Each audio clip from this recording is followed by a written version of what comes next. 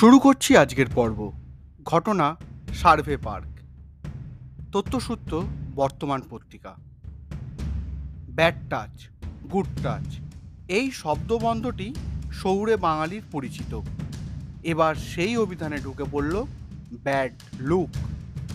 দিনের বেলায় তো ভালোই থাকে, তখন দেখলে বেশ সম্ভ্রম জাগে, ভরসাও হয়।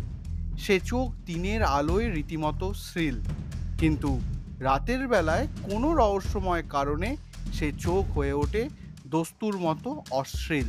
তখন অস্বস্তি লাগে। বিশেষ করে নাকা চেকিংয়ের সময় পুলিশের চোখ দেখে ভরসা তো জাগেই না, বরং কেমন কেমন যেন ঠেকে। এই মর্মে অভিনব একটি অভিযোগ জমা পড়েছে পুলিশের গ্রিভান্স সেলে। পুলিশ সেটির সারমর্ম বুঝতে ফোন করেছিল অভিযোগকারীকে। তখন জানা যায়, এক রাতে সার্ভে পার্ক থানা এলাকার হাইল্যান্ড পার্কের সামনে নাকা চেকিং চলছিল। একটি বিলাসবহুল গাড়িকে আটকে তল্লাশি চালানো হয়। গাড়ির আরোহী ছিলেন কেতাদুরস্ত এক মহিলা। তিনি তখন নাকা চেকিংয়ের তীব্র বিরোধিতা করেন। মধ্যবয়স্ক সেই মহিলা ওই রাতের ঘটনার রেশ টেনেই গ্রিভান্স সেলে অভিযোগ জানিয়েছিলেন এবং অশ্লীল দৃষ্টির তত্ত্ব উত্থাপন করেছিলেন। সপ্তাহখানেক আগের ঘটনা, উইকেন্ডের রাত। ঘড়ির কাঁটায় তখন মধ্যরাত।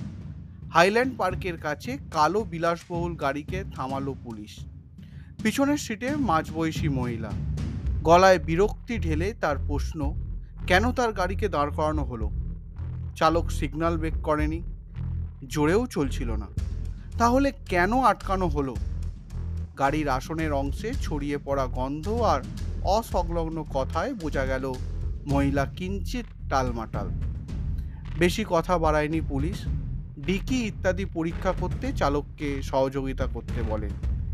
মহিলা বেজায় চটে যান, চালককে আটকান। তারপর বলেন, রাতে নাকা চেকিংয়ের দরকারটা কি আছে শুনি। হতবাক হয়ে যান কর্তব্যরত অফিসাররা। তবে তল্লাশির কাজ শেষ করেই তবেই গাড়ি ছাড়েন।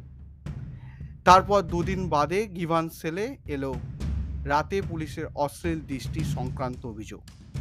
মহিলা তার অভিযোগপত্রে লিখেছেন, পুলিশ হ্যারাস করেছে, তার দিকে অশ্লীল দৃষ্টিতে তাকিয়েছে। পুলিশ যোগাযোগ করে মহিলার সঙ্গে। জানা গিয়েছে মহিলা তার বক্তব্যে অনড়। বলছেন নাকা চেকিংয়ে পুলিশ অশ্লীল দৃষ্টিতে তাকায়। পুলিশের পাল্টা বক্তব্য, গাড়ি আটকানোতে বিরক্তি প্রকাশ করেন এবং বিরক্তি প্রকাশ করেই এই অভিযোগ এবং এই অশ্লীল দৃষ্টির তত্ত্ব খাড়া করেছেন ওই মহিলা।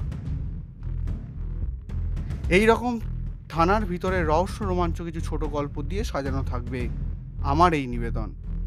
থানা থেকে আসছি প্রতি বুধবার ঠিক রাত 11টায়। শুনতে ভুলবেন না কিন্তু।